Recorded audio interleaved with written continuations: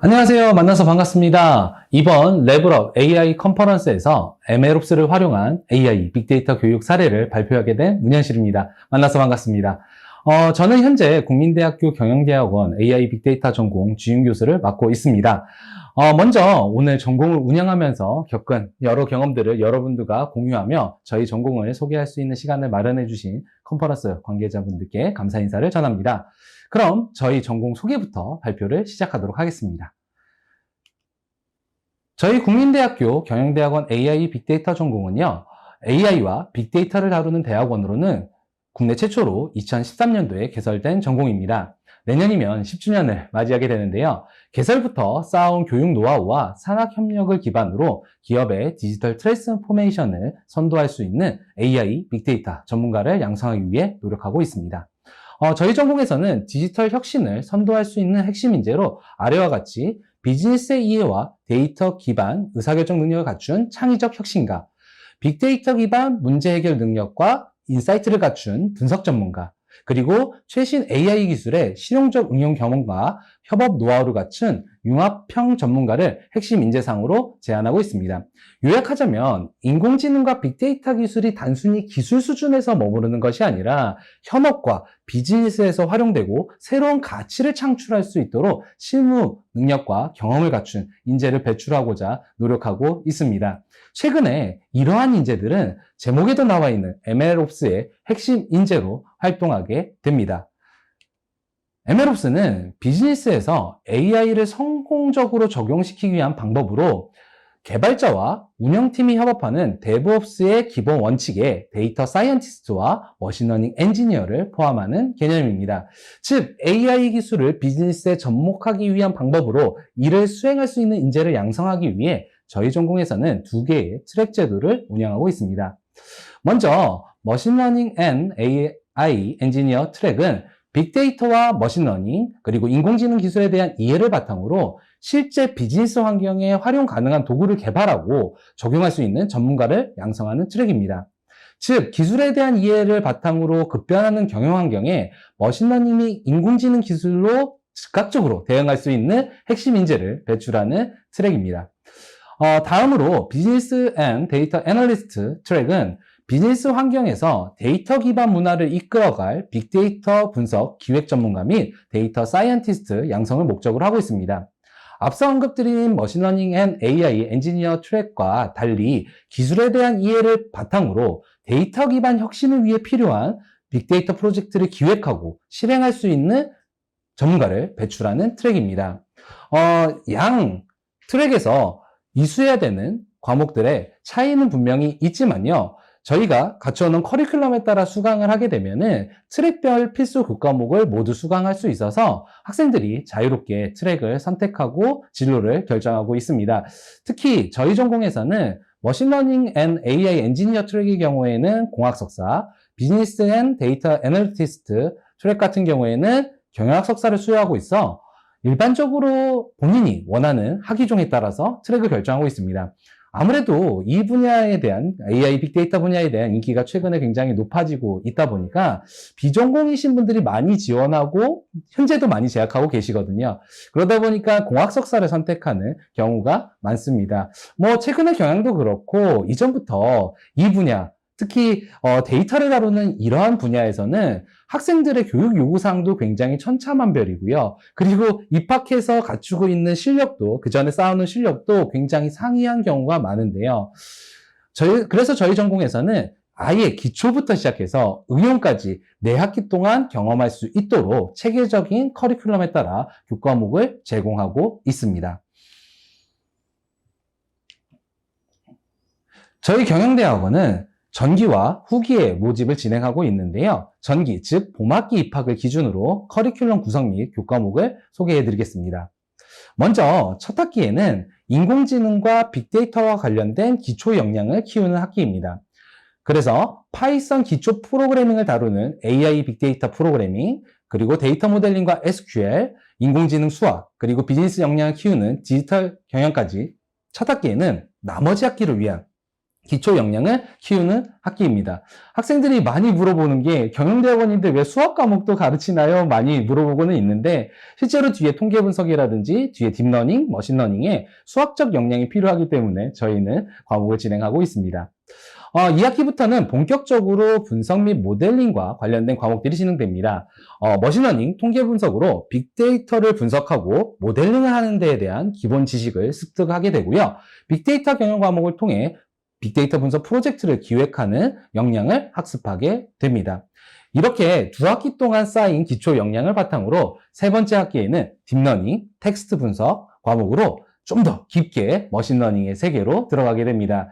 특히 3학기 차에 진행되는 데이터 사이언스 실무 과목은요, 오늘 발표의 제목인 MLOps에서 머신러닝 모델을 개발하는 과정 자체를 전 주기 과정을 실제 프로젝트를 수행하면서 경험할 수 있는 과목으로 구성되어 있습니다. 그래서 한 학기 동안 짧게는 3개에서 4개의 프로젝트를 수행하면서 머신러닝 모델이 실제 개발되는 과정을 몸소 체험하게 되는 거죠.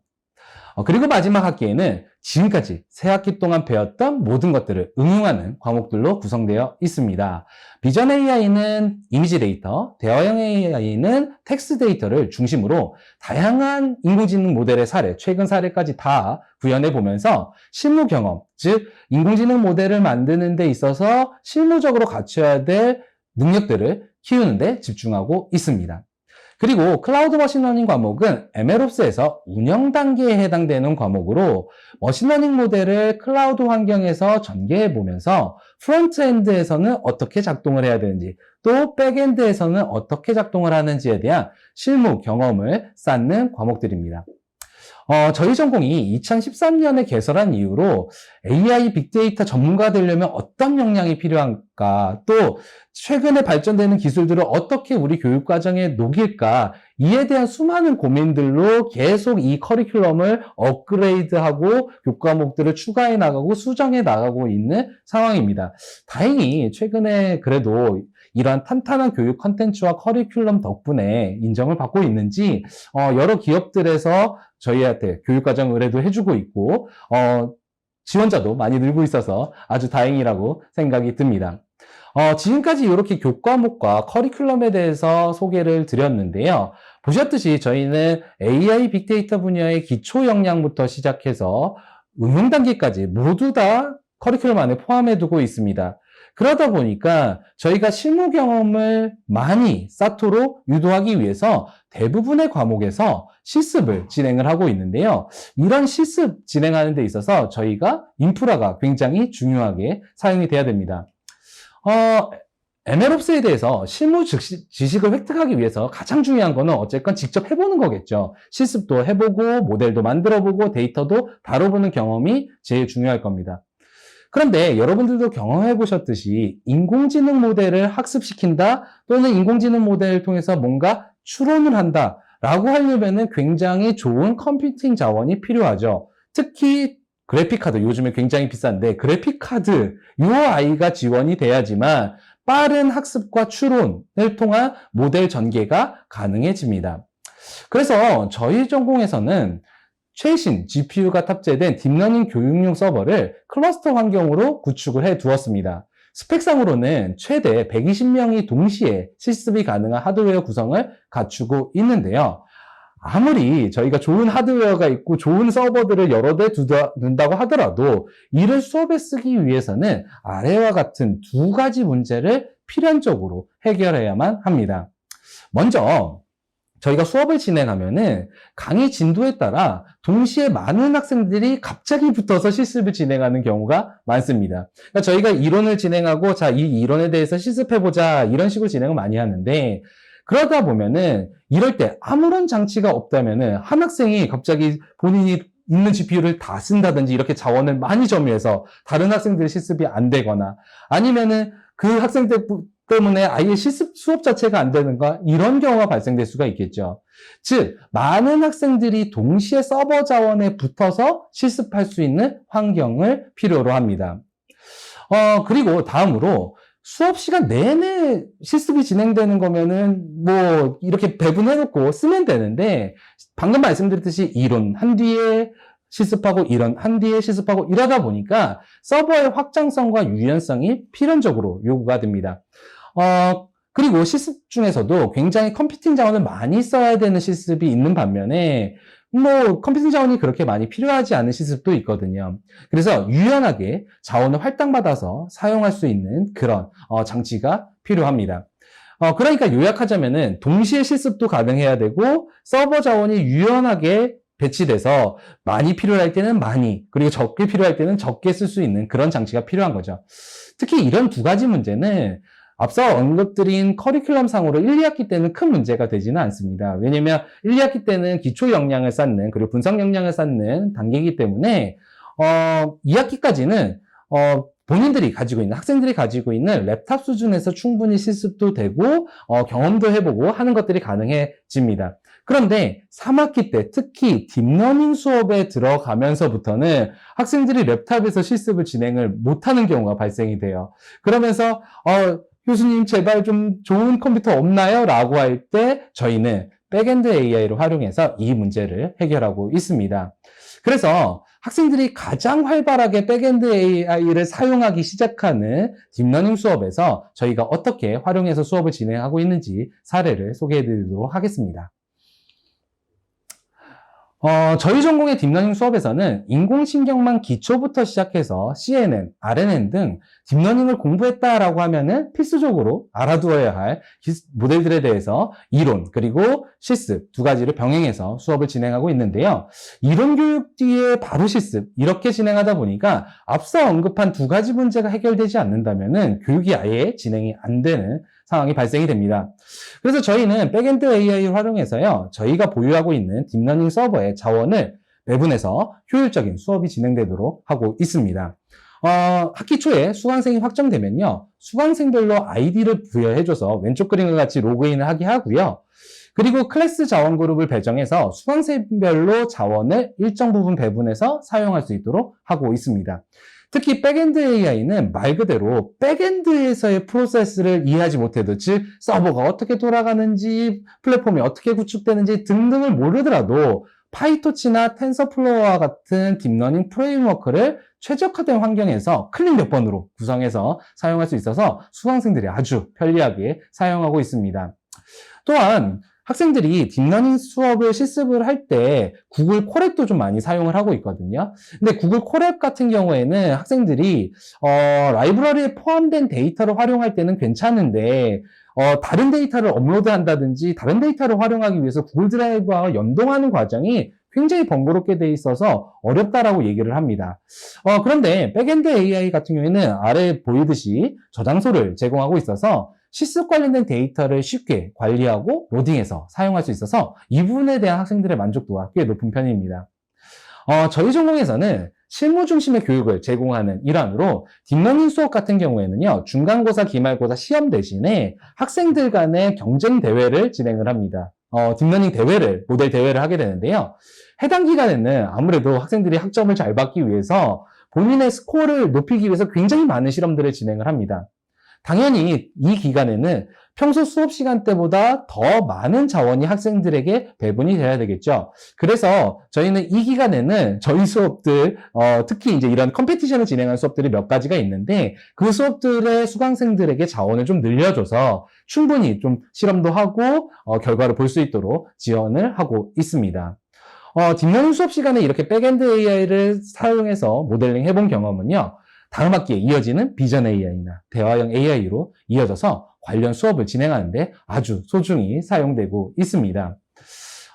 저희 학생들이 수업 외에도요, 원우회를 통해서 스터디 모임을 구성해가지고 캐글이라든지 데이콘 같은 머신러닝 대회에도 참여하고 성과를 내고 있는데요. 백엔드 AI를 활용해서 저희가 했던 게 있어서 그 사례 다음으로 좀 말씀드리도록 할게요.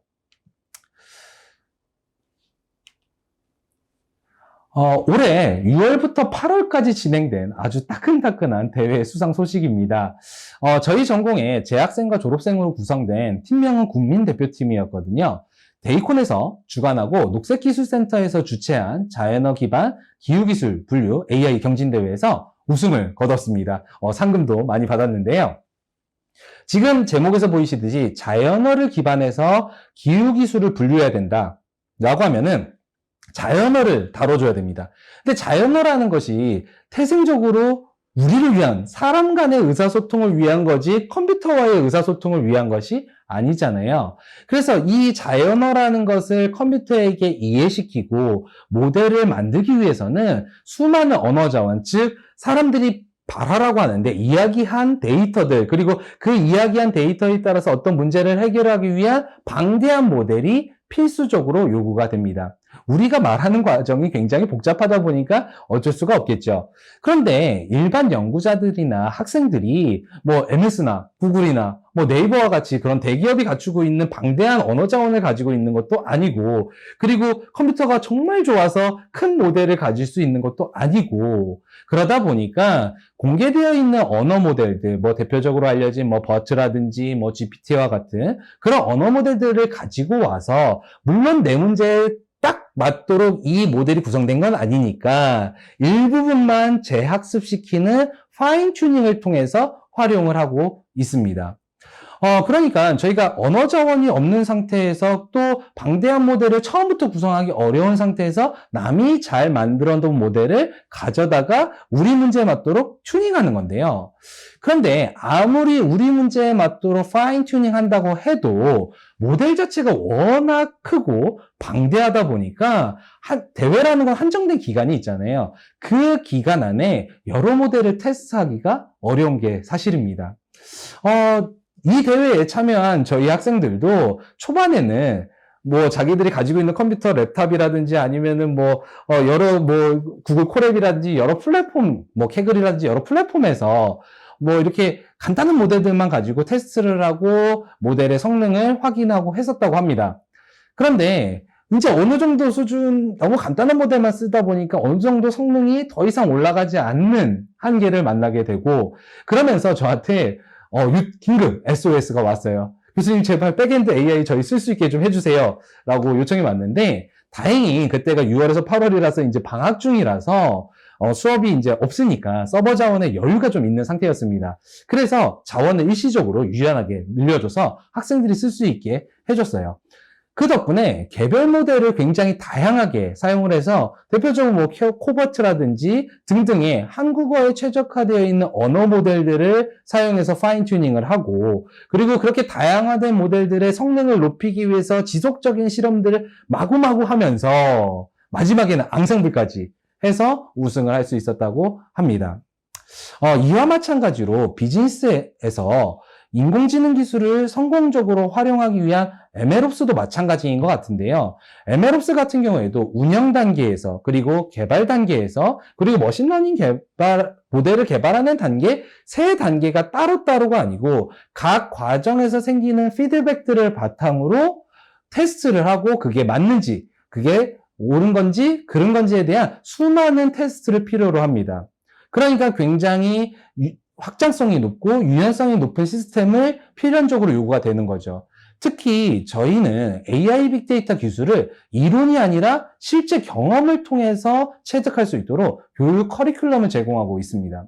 그렇기 때문에 실은 아까도 말씀드렸듯이 대부분의 수업에서 실습이 진행되는데, 그럴 때 몰리는 컴퓨팅 자원을 어떻게 배분할 것인가, 그리고 유연하게 어떻게 늘리고 줄일 것인가, 이런 문제들을 저희가 만나게 되었는데, 백엔드 AI를 통해서 저희 전공에서는 실무 중심의 효과적인 교육을 진행할 수 있게 되었습니다. 그래서 실제로 졸업하고 나서 지금 현업에서 데이터 분석 전문가라든지 인공지능 전문가로 활동하고 있는 졸업생들이 저희가 했던 교육들에 대한 성과를 보여주고 있다고 생각을 합니다. 자, 지금까지 긴 발표 들어주셔서 감사합니다. 감사합니다.